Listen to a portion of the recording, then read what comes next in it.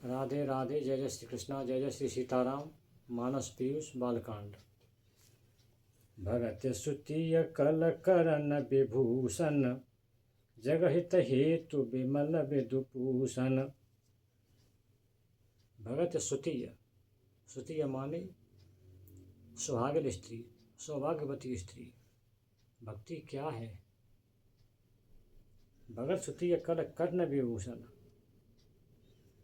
भक्ति ऐसी है जैसे सुहागिन स्त्री के कानों के कुंडल हैं, कानों के भूषण हैं, कर्ण विभूषण हैं।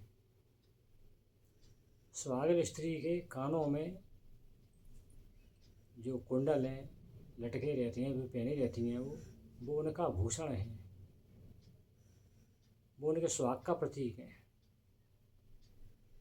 जब मंदोदरी के कानों से भगवान श्री राम ने अपने बाण से कुंडल काट दिए थे, तो मंदोदरी भयभीत हो गई थी कि मेरे अहिवात पे, मेरे सुहाग पे संकट आने वाला है।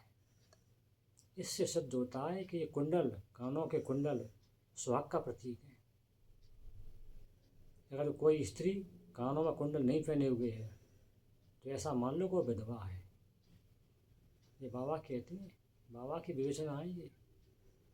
तो इसी प्रकार कोई पुरुष कितना भी ज्ञानी है, उसको ज्ञान का भंडार है, उसको शास्त्र पूरे आते हैं, पूरे वेद उसने पढ़े हैं, सब कुछ पढ़ा है, लेकिन वो नाम जप नहीं करता है तो वो विधवा स्त्री की तरह, उसमें कोई शोभा नहीं है। चाहे वह राम नाम जप करे, चाहे राधा नाम जप करे, चाहे कृष्ण नाम जप करे, वो नाम जप अगर नहीं करता है तो उस पर कोई कृपा नहीं है, वो किसी मतलब का नहीं है।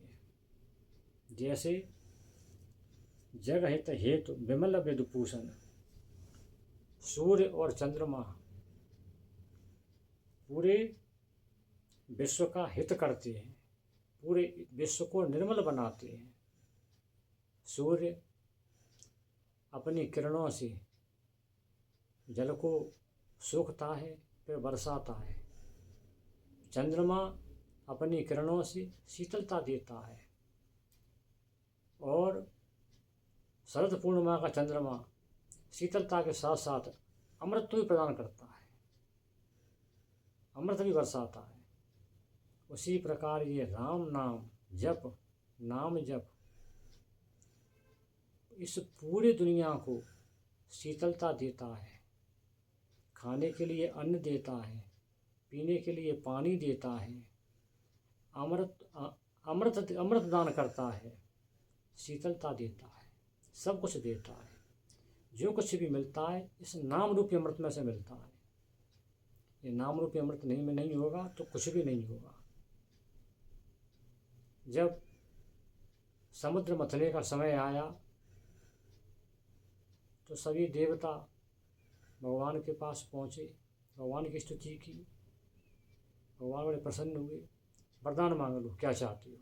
कि महाराज जब समुद्र का मंथन हो तब इस पृथ्वी को आप अपनी पीठ पर रख लेना महाराज।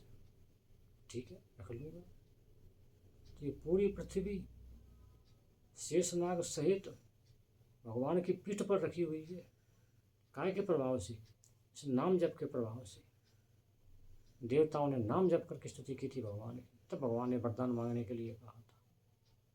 अगर आप केवल खाली पूजा कर रहे हैं, नाम जप नहीं कर रहे हैं, तो आप बहुत बड़ी भूल कर रहे हैं। नाम जप जरूर करो पूजा के साथ साथ, तभी पूजा सार्थक होगी। अब बाबा क्या कहते हैं?